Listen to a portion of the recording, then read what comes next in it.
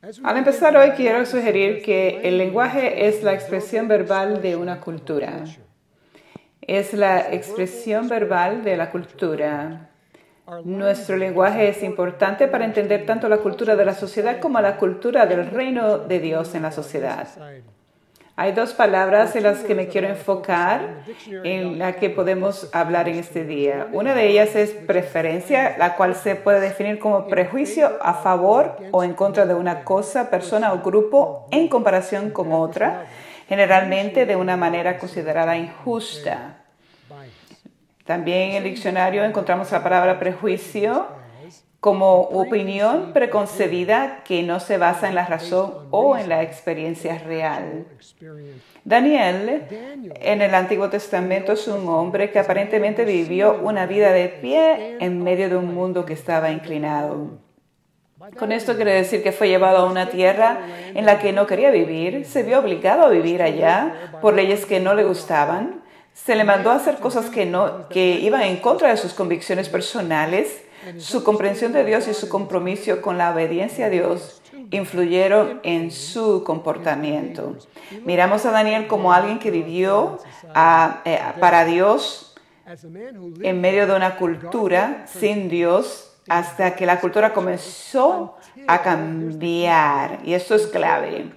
Esta cultura comenzó a cambiar. Creo que ese es el llamado de Dios a la iglesia. Creo que el llamado del Rey Jesús a aquellos que son parte de su reino, a nosotros es hacer lo mismo. El racismo es un tema cultural de primera plana en esta nación. La identificación y orientación sexual también son un tema de primera plana en nuestra cultura en estos días. Los asuntos de justicia social, que también son tema de mucha conversación, o la definición como justicia racial, creo que debe ser también tema dentro de nuestra iglesia y estamos trabajando en ello activamente, porque el gran levantamiento de la iglesia es tratar de llegar a un acuerdo con las palabras de Jesús y la aplicación de esas palabras bíblicas. En una cultura donde la diversidad nos define. Hay una tendencia humana a creer que tenemos razón, porque el derecho se define como veo la vida desde mi perspectiva o mi inclinación. Prejuicio. En los últimos años y durante varios años consecutivos hemos establecido prioridades congregacionales para comprometernos con pasajes de las Escrituras para memorizar. Y en años anteriores hemos enfocado nuestra atención en pasajes como Filipenses 2, 1 al 5, Colosenses 3, 1 al 12, también Romanos capítulo 12, 1 al 5, que son los versículos para este año 2020. Estos versículos nos han llevado a preguntarnos cómo debemos pensar en nosotros mismos. ¿Cómo puedo evitar pensar en mí mismo no más de lo que debería? ¿Cómo puedo considerar las opiniones de los demás como más importantes que las mías? ¿Cómo puedo mirar no solo mi propio interés, sino el interés de los demás? ¿Cómo nos vestimos de compasión, bondad, humildad, dulzura, paciencia, para que podamos soportarnos los unos a los otros y perdonar cualquier queja que podamos tener el uno contra el otro? ¿Cómo podemos perdonar como el Señor nos perdonó? ¿Cómo podemos poner sobre todas estas virtudes un amor que nos une en una unidad perfecta? Al disfrutar del lado positivo de una congregación que está formada por más de 36 naciones, necesitamos al menos estar conscientes de la desventaja que la cultura actual representa, una diversidad de cómo vemos esa cultura definida. Creo que es responsabilidad de cada persona de esta congregación el ver la cultura no tanto desde nuestro punto de vista y prejuicio, sino como el de la persona que no se parece a nosotros. Nunca propagaré que cambiemos la verdad de la palabra de Dios, pero sí sugeriré con más fuerza que nunca que echemos un vistazo a cómo otros interpretarían esa verdad desde su perspectiva. Creo que debemos, lo que significa eso es lo que significa el no pensar en mí mismo como más altamente de lo que debería, mirar no solo por mi propio interés, sino el interés de los demás y el considerar a los demás como más importantes que a nosotros mismos.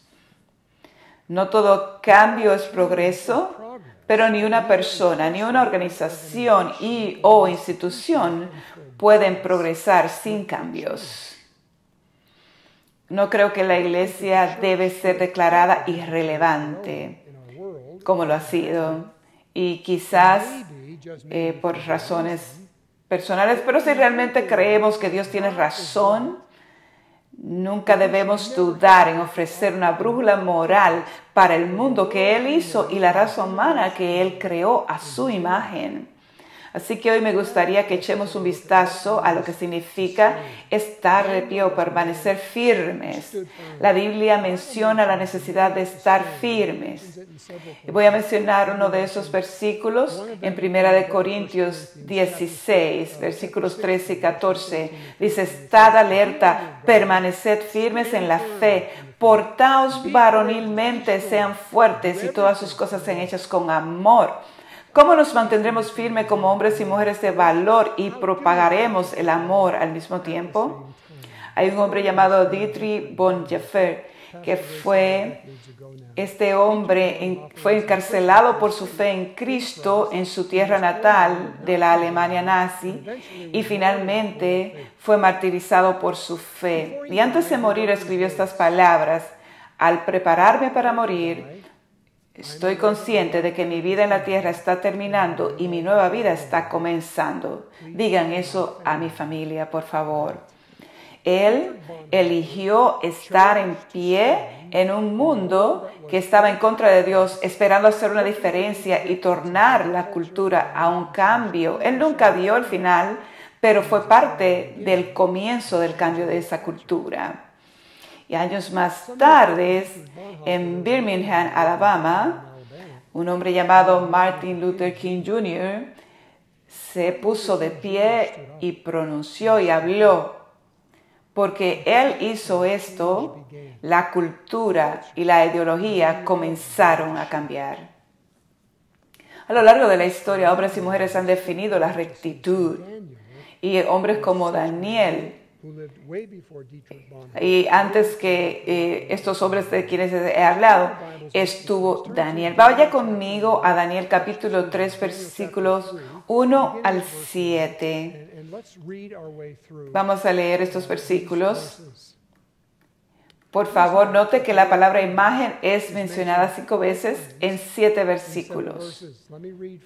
El rey Nabucodonosor hizo una estatua de oro cuya altura era de 60 codos y anchura de 6 codos. La levantó en el llano de Dura, en la provincia de Babilonia, el país de Irak. Y el rey mandó a los sátrapas. Los sátrapas serían como los gobernantes, prefectos y gobernadores, los consejeros, tesoreros, jueces, magistrados y todos los gobernantes de las provincias para que vinieran a la dedicación de la estatua que el rey Nabucodonosor había levantado.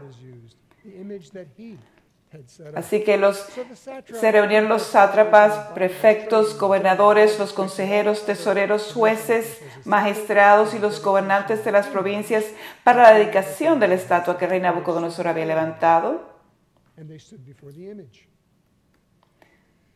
Y un heraldo proclamó con fuerza: naciones, se les ordena a todos, pueblos, naciones y lenguas. Esto es lo que se les ordena. Tan pronto oigan el sonido del cuerno, la flauta, la lira, el arpa, el salterio, la gaita y toda clase de instrumento de música, deben postrarse y adorar la estatua de oro que el rey Nabucodonosor ha levantado. Y el que no se postre y adore será echado inmediatamente en un horno de fuego ardiente. Por tanto, en el momento en que todos los pueblos oyeron el sonido del cuerno, la flauta, la lira, el arpa, el salterio, la gaita y toda clase de música, todos los pueblos, naciones y lenguas se postraron y adoraron la estatua de oro que el rey Nabucodonosor había levantado. Las imágenes se utilizan en las culturas del mundo para obtener puntos principales que ellos quieren comunicar a los residentes de esa cultura. Las imágenes y los sonidos son los megáfonos culturales. Aprendemos a escuchar y a vigilar a ambos. El enemigo del reino de Jesús va a tratar de escabullirse en imágenes y sonidos que Jesús nunca querría que nosotros aceptemos. Películas que vemos, canciones que escuchamos, canciones muy bien conocidas de este tiempo son ejemplo de lo que quiero decir. La imagen fue creada por el rey de Babilonia, era de 90 pies y de altura y 9 de ancho. Una imagen bastante dominante, no es fácil pasar por alto o algo así. Ahora observe el mandato del rey, se les manda lo que ustedes tienen que hacer. La cultura siempre nos llevará a un lugar donde sentimos que tenemos que y que debemos. Pero Daniel, Sadrach, Mesach y Abednego nos muestran que el tener que y el deber hacer son mejor definidos por Dios que por la cultura de nuestro tiempo. Les pido que por favor consideren esto conmigo hoy. ¿Ante qué te estás inclinando que le desagrada a Dios? Podría sugerir que sus respuestas irían de nada, pero vaya un poco más allá y escuche la voz del Espíritu Santo. Y probablemente habrá algo de lo que usted quizás ni se esté dando cuenta, en lo que usted tiende a postrarse. Decisiones de la Corte Suprema, normalidad definida por la mayoría cultural, lo que se hace y no se hace, que se propaga por la corrección política. Tal vez otra forma de hacernos pensar sería hacer la pregunta de esta manera: ¿qué estamos adorando? ¿Dónde ponemos nuestra atención y nuestro tiempo y nuestro esfuerzo? Fíjese en los versículos 13 y 14 de Daniel 3. Dice que los de la cultura, los que trabajaban para el rey, estaban furiosos de rabia.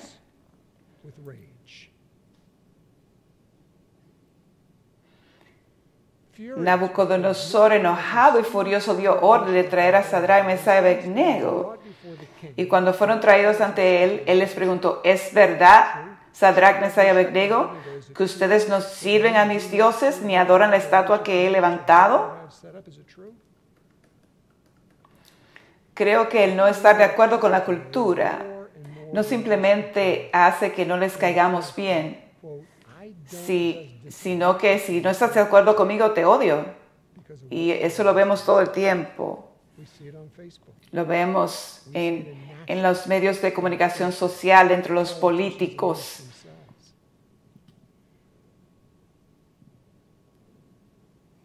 Creo que si continuamos en el versículo 15 de Daniel 3, en la Biblia del Dios viviente dice: pero si se niegan, si ustedes se niegan, si ustedes rehúsan, hay consecuencias.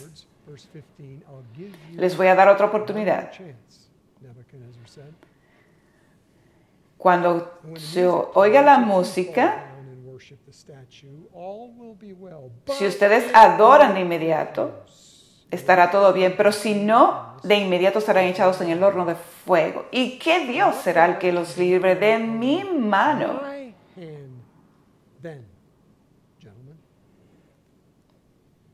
Permítame mencionar solo algunas de las culturas que enfrentamos hoy como un cuerpo de creyentes comprometidos con el señorío de Cristo. Creo que hay una cultura de citas. Si usted ha estado en una cita con alguien, conoció a esta persona en un sitio de citas cristiano y sus expectativas eran altas.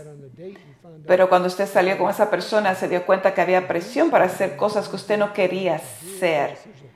Es porque hay una cultura detrás de las citas y hay una brújula de moralidad detrás. También hay una cultura de negocios.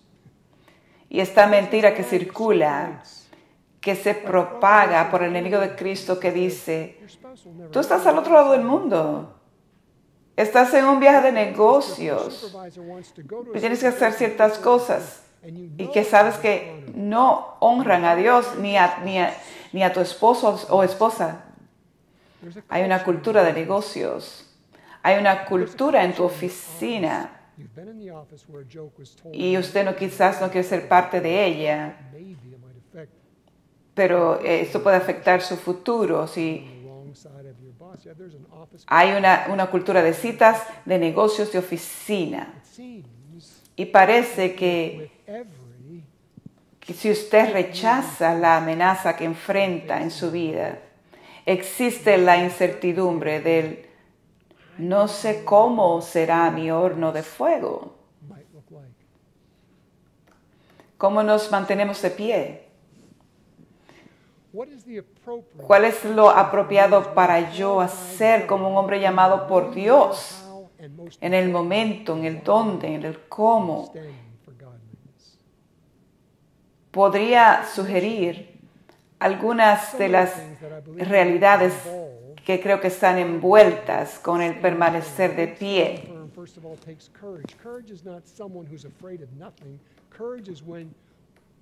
El tener miedo no es la ausencia, el valor no es ausencia de miedo, el valor es permanecer en pie a pesar del miedo. No quiere decir que ellos no tenían miedo, sino que el miedo que ellos tenían era aún más grande que las convicciones que ellos podrían tener.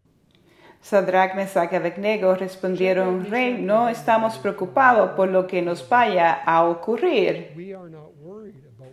Mi amigo, si usted decide estar de pie para Dios, le va a costar algo. Siempre le costará más el mantenerse sentado cuando su Señor Jesús le ha llamado a mantenerse de pie. Sadrach, Mesach y Abednego sabían lo que era el horno de fuego y no consideraron que esa amenaza era algo que se tomaría a la ligera, pero consideraron que tomar una posición para Dios en el horno era mejor que tomar una posición en contra de Dios fuera del horno. El valor no es la ausencia de miedo. El valor es permanecer firme a pesar del miedo. También para permanecer de pie hay que tener fe. Tomar una posición de fe en que Dios está de su lado, independientemente de quien sea que está en su contra, que Dios le va a librar de eso, que Dios es más valioso que la consecuencia de permanecer en pie. Cuando usted toma una posición en cuanto a Dios, Dios siempre estará a su lado. Aunque seamos lanzados al fuego ardiente, Dios nos puede librar de tu mano, Rey. Fíjese que ellos son amables, no faltaron respeto. Al Dios que servimos nos puede librar. Tiene el poder para librarnos, pero si no lo hace, entiende, oh Rey, que aún así, nunca, bajo ninguna circunstancia, serviremos a tus dioses, ni adoraremos la estatua de oro que has levantado. Observe que hay una condición de sí en el versículo 17. Puedes seguir o no seguir adelante, Nabucodonosor. Sí, sí, siempre va a ser una realidad en la vida de la gente del reino. Pero si el sí del futuro nunca debe alejarnos del es del presente. El valor y la confianza no son lo mismo. La confianza es cuando usted hace algo porque lo ha hecho antes y la experiencia te ha enseñado que hay éxito en tu futuro. Pero el valor es cuando usted contempla hacer algo, aunque nunca lo haya hecho antes, porque siente que es lo correcto. Incluso, usted no tiene miedo si va a fracasar o va a tener éxito. Incluso, si el fracaso, al intentar hacerlo, trae fracaso a su futuro. La fe siempre requerirá valor, aún cuando no haya confianza. Nuestro valor se basa en nuestras convicciones arraigadas en la palabra de Dios. Nuestra fe se edificará sobre el Dios cuya palabra es. Vamos a asegurarnos de que somos una iglesia que representa a Dios en lugar de levantarnos en contra de asuntos. Si nos levantamos en algo, estaremos en riesgo de caer. Si no nos levantamos en algo, estaremos en riesgo de caer en cualquier cosa. Versículo 19 dice, Nabucodonosor se llenó de furor y demudó su semblante. Yo quiero que usted se imagine la cara de ese hombre. Y se tornó hacia Sadrach, Mesach y Abednego y ordenó que el horno fuese calentado 7 veces más de lo que se acostumbraba. Mandó a los valientes guerreros para que ataran a Sadrach, Mesach y Abednego y los echaran en el horno de fuego ardiente. Versículo 21. Estos hombres fueron atados y arrojados con sus mantos, sus túnicas.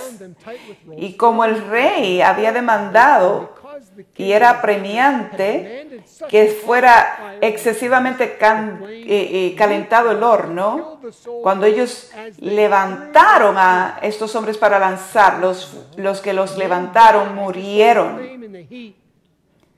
Pero Sadrach, Mesach y Abednego cayeron atados en el horno de fuego ardiente. Y de repente, mientras Nabucodonosor estaba mirando, se espantó y se levantó y preguntó, ¿no fueron 3 hombres que echamos atados en el medio del fuego? Ellos dijeron, sí. Y él dijo, miren, vea esto. Lo que los ataba ahora estaba, y ellos no estaban atados. Los que los tiraron estaban muertos. Y ahora ellos están acompañados por un cuarto personaje. No podemos dejar de ver estas palabras. Veo 4 hombres y uno de ellos es semejante al Hijo de los Dioses. Permítame mencionar la teología de la teofanía. Lo que quiero decir es que Jesús siempre ha sido parte del Dios Trino. Y hoy está sentado a la diestra del Padre. En Génesis 1, creo que ahí Jesús estaba sentado a la diestra del Padre. En Juan capítulo 1 dice, en el principio era el Verbo, y el Verbo era con Dios, y el Verbo era Dios. Creo que Jesús estaba sentado a la diestra del Padre. Siempre Jesús ha sido Dios.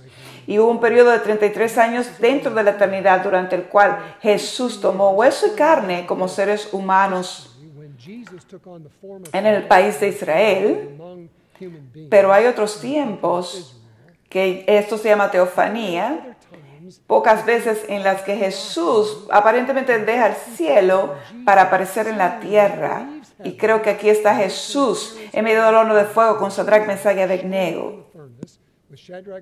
Nabucodonosor se acercó a la puerta del horno de fuego ardiente y dijo, Sadrach, Mesach y Abednego. Mire lo que él dice. Mire cómo él se dirige a ellos.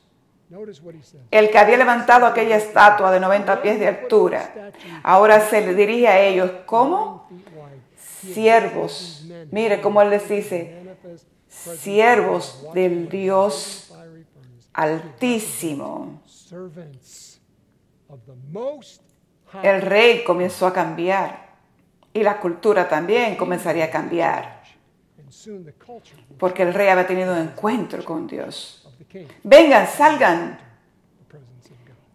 Ellos salen del fuego.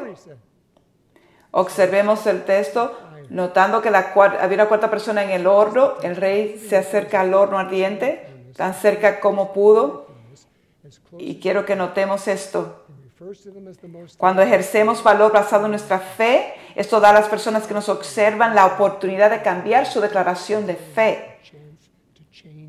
Nabucodonosor declaró que Dios, el Dios de Daniel, de Sadrach, Mesach y Abednego, él declara que Dios es el Dios altísimo. Versículo 27. Los sátrapas, prefectos, los gobernadores, los oficiales, todos se reunieron para ver a estos hombres. Como el fuego no los había tocado, no había daño sobre sus cuerpos, ni su cabello, ni siquiera olían a fuego. La presencia de Dios manifestada. Ni un pelo de su cabeza había estado se quemó. Use su imaginación. La cultura. Ni un pelo de su cabeza se había quemado, porque eran la gente, el pueblo de Dios. Se levantaron, se pararon de pie por Dios. Sus abrigos no fueron tocados por la cultura. Ni siquiera olían al humo de la cultura. Ni siquiera olían al humo de la cultura, porque pusieron su fe en el Dios de toda cultura. Mis amigos, permanecer firmes requiere valor. Permanecer firme requiere fe. Y el permanecer firme inspira a los demás. Versículo 28, Nabucodonosor dice, bendito sea el Dios de Sadrach, Mesach y Abednego, que ha enviado a su ángel y ha librado a sus siervos, que confiaron en él, desobedeciendo la orden del rey, y entregaron sus cuerpos para servir y adorar a ningún otro Dios excepto a su Dios. Por tanto, proclama un decreto de que todo pueblo, nación o lengua que diga blasfemia contra el Dios de Sadrach, Mesach y Abednego sea descuartizado y sus casas reducidas a escombros, ya que no hay otro Dios que pueda librar de esta manera. Note conmigo.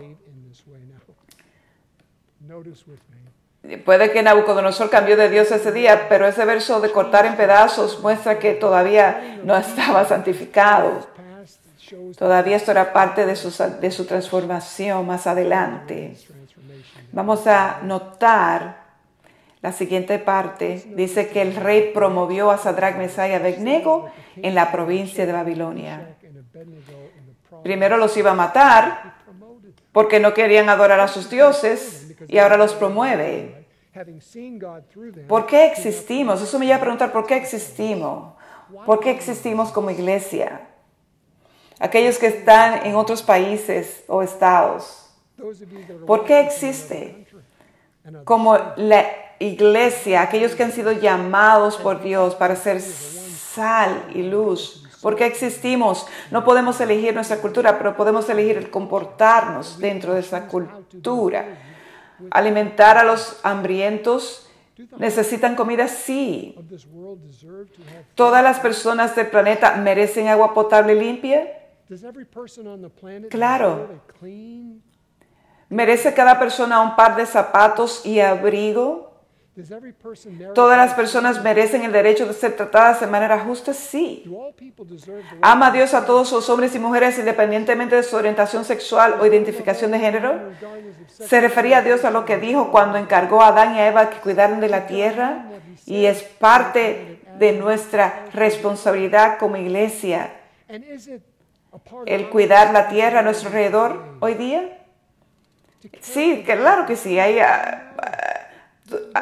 problemas entre los políticos en cuanto a esto, y no estoy hablando de eso.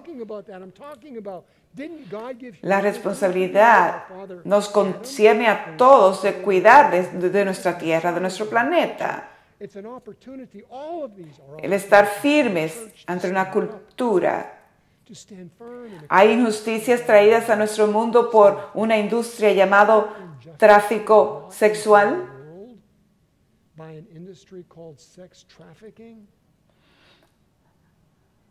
¿No han habido injusticias que han cometido?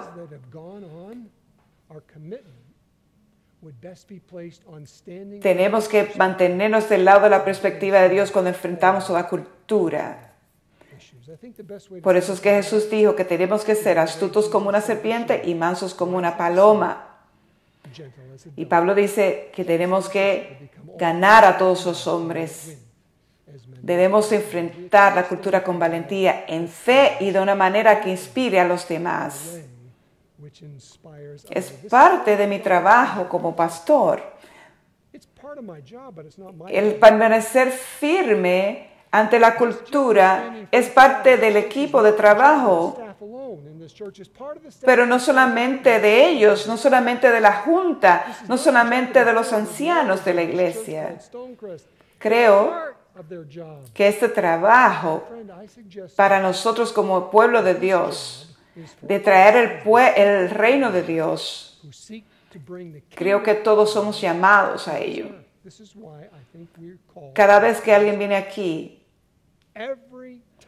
que viene, les decimos, sea parte del Growth Track. Así usted va a conocer la cultura de esta iglesia.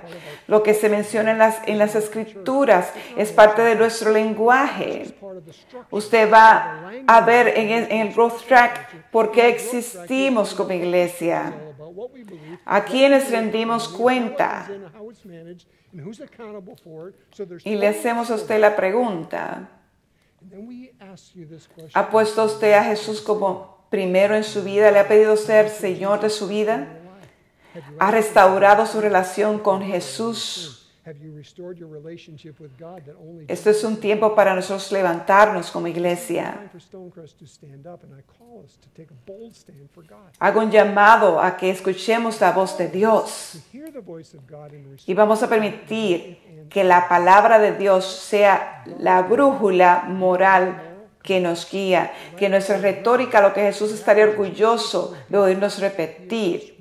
Vamos a repetir la cultura, ven y únete a la multitud de Cristo.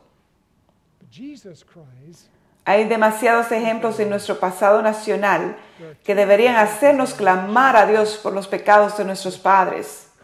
Dios creó a todos los hombres por igual, ama a toda la etnia por igual y murió por los pecados de cada hombre, mujer y niño de cada lengua, tribu y nación. Y Él quiere que su iglesia refleje ese mismo amor, vida, libertad y justicia para todos. Y hay partes de la cultura de hoy que no son honradores de Dios. No temen a Dios, no propagan los comportamientos de Dios.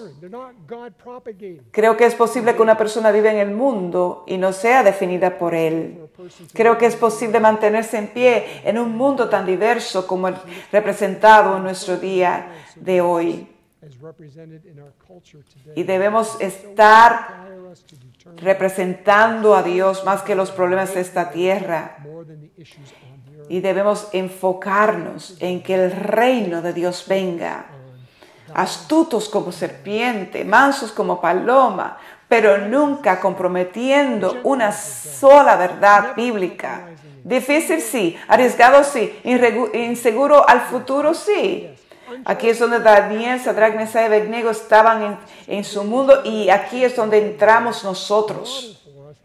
Le pregunto, ¿está usted determinado a defender siempre a Dios? Mientras los demás o los temas de la cultura que te rodean son contrarios a Él. Para eso vas a necesitar valor, vas a necesitar fe, pero también vas a inspirar a otros. Voy a ofrecer 3 áreas en las que podemos estar de pie. Primero, permanezcamos firmes en oración. Permanezcamos en oración. Ningún trabajo es más importante que la oración. Es fácil hablar de la oración. Más fácil hablar de la oración que orar. La oración no es pasiva, es una actividad que debemos poner en la armadura de Dios. Estamos luchando en contra de entidades de maldad y estamos en una batalla espiritual. Manténgase de pie por su propósito. Debemos ser conocedores del hecho de que tenemos una identidad que se hizo completa en Jesús. Y a causa de esa identidad, tenemos vida en Dios. Sea una persona de propósito. Esté determinado a estar firme, de pie por Dios. Creo que si hay algo que podemos hacer, en el libro de Hechos vemos a Esteban siendo apedreado a muerte en la iglesia primitiva. Mencioné anteriormente, Jesús estaba a la diestra del Padre desde la creación. Lo vemos en Génesis y en Juan. Sabemos que cuando Él ascendió al cielo, Él se sentó a la diestra de Dios. Y Jesús envió al Espíritu Santo para darnos poder. Quiero llamar su atención. Jesús se levantó y ¿sabe dónde estaba? Estaba al lado de Esteban. Cuando Esteban se puso de pie por Él. Cuando Esteban estaba siendo apedreado. Jesús estuvo de pie a su lado y Esteban dijo, veo los cielos abiertos y al Hijo del Hombre sentado a la diestra de Dios. Yo le quiero llamar a usted para que se ponga de pie por Jesús. Cuando usted haga esto, Él se parará por usted. Es tiempo de nosotros como iglesia levantarnos por Jesús. No se preocupe por los asuntos. Usted párese por Jesús y deje que la justicia de Jesús determine. Y Dios va a estar complacido con usted, con la iglesia.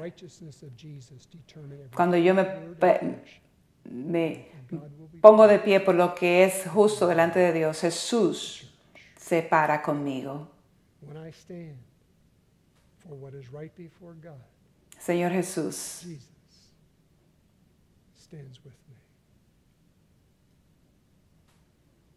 oh Jesús,